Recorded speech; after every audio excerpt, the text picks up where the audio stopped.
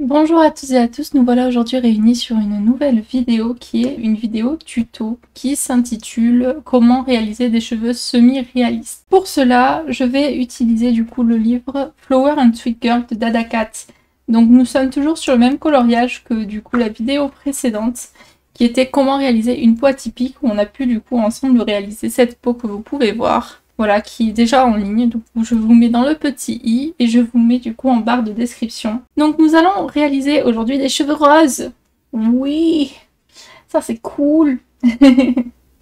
Donc nous allons utiliser ce combo-ci, donc un combo réalisé au polychromos avec du coup 4 teintes et 2 teintes de jaune beige, enfin jaune ivoire plutôt que beige, qui sont là pour faire en fait les zones les plus lumineuses qui du coup seront vers le haut de la chevelure tout simplement parce que j'avais décidé que ma zone de lumière était ici. Voilà, tout simplement.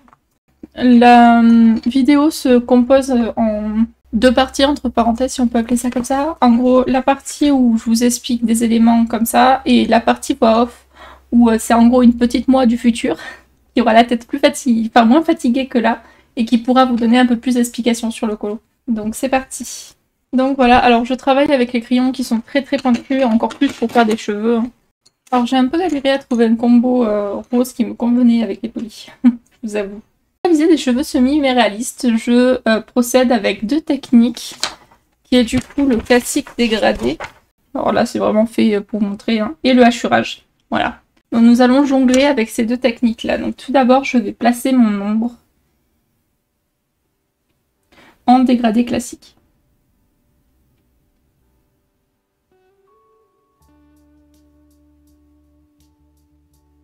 Avec ma couleur la plus foncée. Bien sûr, vu que je travaille avec les polychromas, je n'appuie pas.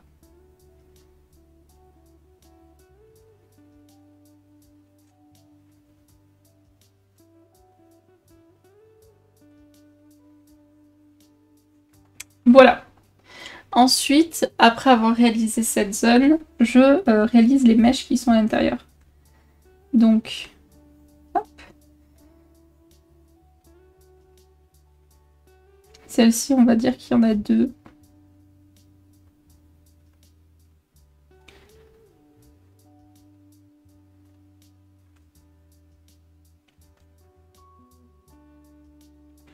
Si je me mets comme ça, on voit mieux. Je suis en train de réfléchir comment poser le livre de manière à ce que j'ai tendance voilà, à pas trop passer dessus.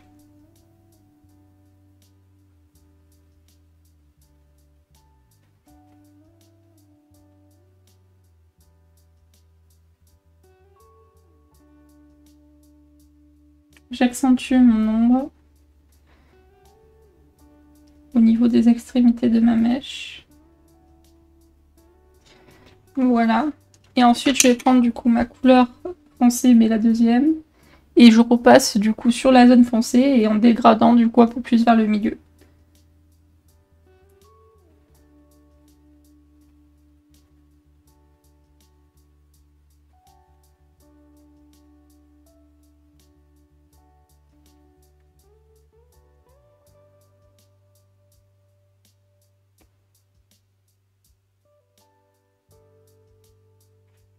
Toujours avec la couleur intermédiaire. Je vais accentuer mes deux petites mèches.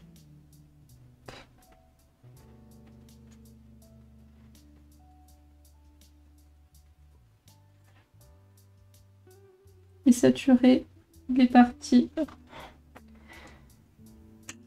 des mèches du coup qui sont déjà en couleur foncée.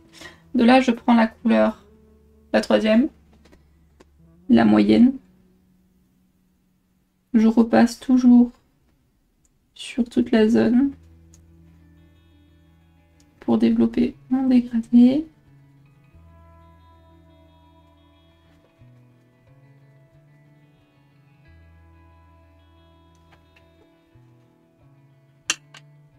De là, je prends ma couleur la plus claire.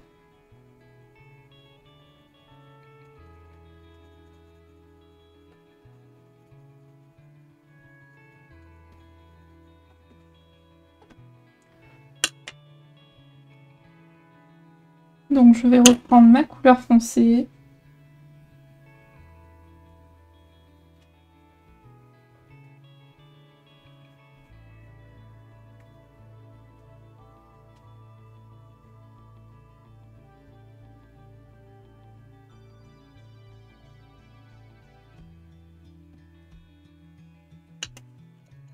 Ma deuxième couleur foncée.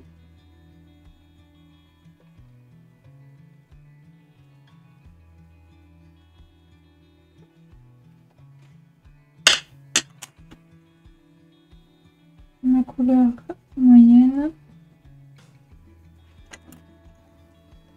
Et ma couleur claire. Voilà. Ensuite, je prends un blanc. Donc je prends le blanc d'Erwan personnellement, mais il existe plein d'autres blancs. Le tout, c'est que le crayon soit plus gras que les polychromos. Vous pouvez utiliser celui de Prisma, Luminance, Drawing. Je crois que j'ai jamais testé celui de Colorsoft sur ce papier. Et du Mocolor. Pareil qu'ils sont top aussi. Et je viens faire quelques hachurages au niveau du centre de ma mèche.